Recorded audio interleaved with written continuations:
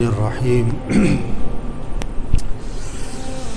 دوستو جتنی قیمتی چیز ہوتی ہے نا اتنا اس کی حفاظت کی جاتی ہے. جتنی زیادہ قیمتی اتنا زیادہ اس کو محفوظ جگہ پہ رکھا جاتا ہے. گھر میں سب سے زیادہ قیمتی چیز کیا ہے؟ زیور. سب سے زیادہ قیمتی چیز گھر میں کیا ہے؟ زیور. تو زیور کو کہاں رکھا ہوتا ہے؟ گھر کی سب سے زیادہ محفوظ جگہ پر. اللہ نے انسان کی فطرت میں رکھا ہے قیمتی چیز کی حفاظت کرتا ہے.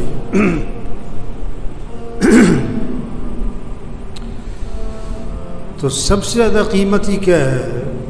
یہ زندگی.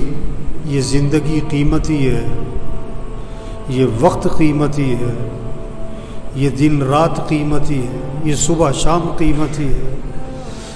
ایک ایک دن نہیں، ایک ایک گھنٹہ نہیں، ایک ایک منٹ نہیں، ایک ایک لمحہ قیمتی ہے. زندگی کا ایک ایک لمحہ قیمتی ہے اور یہ دوبارہ نہیں ملنا ہے. یہ دوبارہ کوئی نہیں ملنا ہے. ہاں، لاکھوں روپے کا نقصان ہو جائے یہ دوبارہ مل سکتے. خدا نخواستہ کہ کروڑوں روپے کا نقصان ہو جائے یہ دوبارہ مل سکتے. جو زندگی ضائع ہوئی، جو وقت ضائع ہوا، جو دن ضائع ہوا، جو رات ضائع ہوئی، جو صبح جو شام ضائع ہوئی، وہ نہیں ملنی.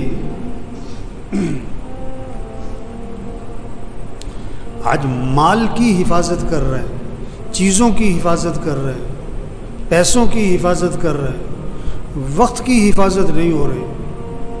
زندگی کو قیمتی نہیں بنایا جا رہا. وقت قیمتی ہے، زندگی قیمتی ہے، ایک ایک دن قیمتی ہے، ایک ایک لمحہ قیمتی ہے. سمجھ میں آ جائے.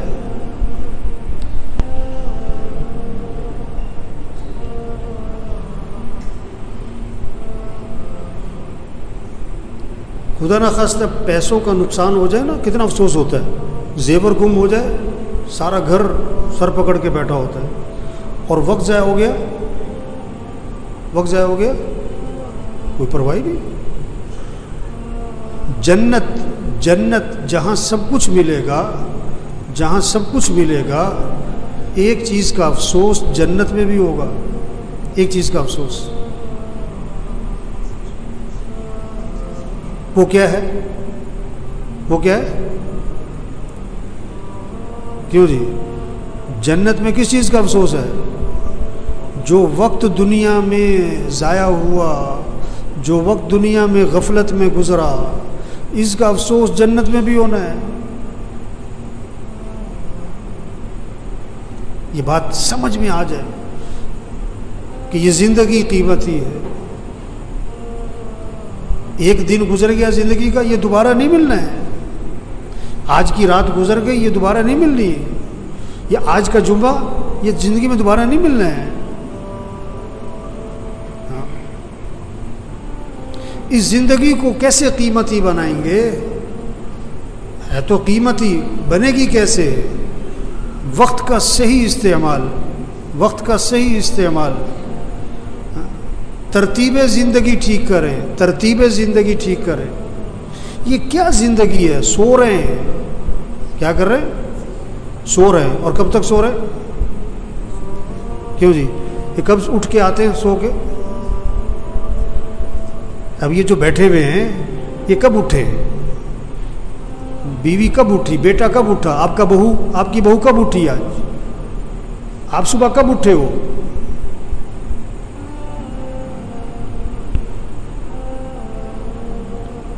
شریعت کا مزاج، شریعت کا مزاج رات کو جلدی سونا، رات کو جلدی سونا، صبح کو جلدی اٹھنا. شریعت کا مزاج، اسلام کا مزاج، ایمان کا تقاضا، کلمے کا تقاضا، اللہ کا مطالبہ، نبی کا مطالبہ. کیا؟ رات کو رات کو جلدی سونا، صبح کو جلدی اٹھنا۔ سب سے زیادہ برکت والا وقت کون سا ہے؟ 3 اوقات سب سے زیادہ برکت والے، 3 اوقات۔ پہلے نمبر پر تہجد کا وقت، سب سے زیادہ برکتیں نازل ہونے کا وقت تہجد کا ہے۔ اذان سے 1 گھنٹہ پہلے کا یہ وقت سب سے زیادہ برکتیں، رحمتیں اوپر سے نازل ہو رہی ہے۔ دوسرے نمبر پر فجر کی اذان سے لے کر اشراق تک، فجر سے لے کر اشراق تک، فجر کی اذان سے اشراق تک۔ تیسرے نمبر پر اشراق سے لے کر چاش تک، اشراق سے لے کر 9، 10، 11 بجے تک۔ یہ برکتوں کا وقت ہے، اب آپ سب دیکھو ان تینوں اوقات میں اکثریت کیا کر رہی؟ سو رہی، برکتوں سے محروم، رحمتوں سے محروم، خیروں سے محروم۔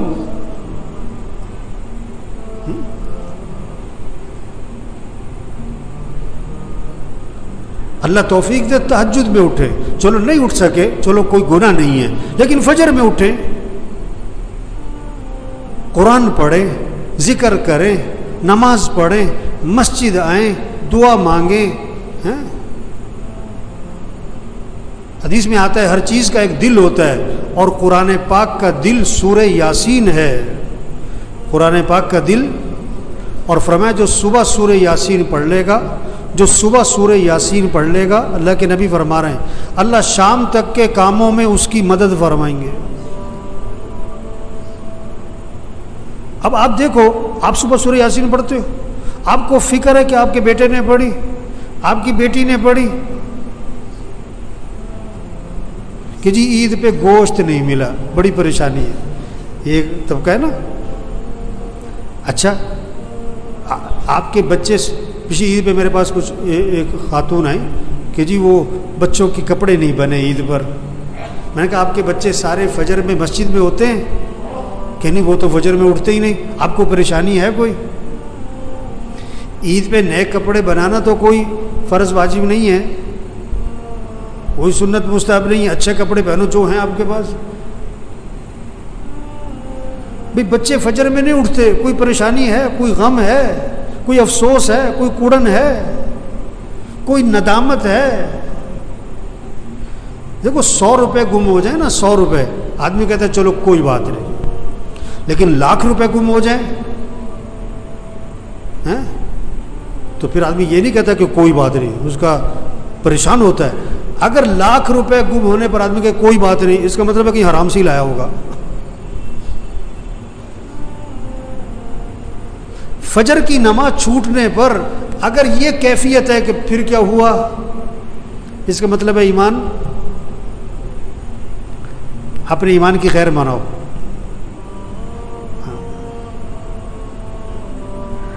آپ کے بیٹے نے فجر نہیں پڑھی اور آپ کہہ رہے ہیں پھر کیا ہوا، آپ فجر میں مسجد میں نہیں ہوتے، آپ کو کوئی پریشانی نہیں ہے۔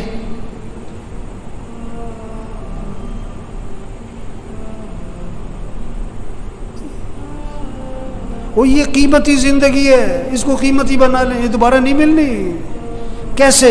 اللہ کو راضی کرے، اعمال، ترتیب زندگی ٹھیک کرے، رات کو جلدی سونا ہے، صبح کو جلدی اٹھنا ہے، نماز پڑھو، قرآن پڑھو۔ اشراق سے پہلے جو سو جاتے ہیں نا، یا جو اٹھتے ہی نہیں ہیں، یا جو فجر پڑھتے ہی سو جاتے ہیں، یہ برکتوں سے محروم ہوتے ہیں۔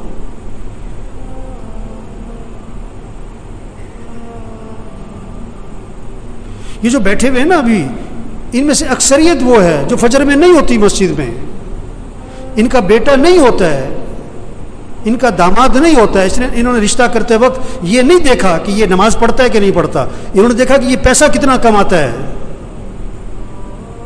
یہ بیٹی کا رشتہ تلاش کر رہے ہیں کہ کس کو پیسہ کون زیادہ کماتا ہے، یہ نہیں دیکھ رہے تقوی والا کون ہے، ایمان والا کون ہے، اعمال والا کون ہے، حیا ہے کہ نہیں، اللہ کا خوف ہے کہ نہیں، اس میں انسانیت ہے کہ نہیں۔ معاشرہ بگڑا ہوا ہے، معاشرہ کیسے سنورے گا؟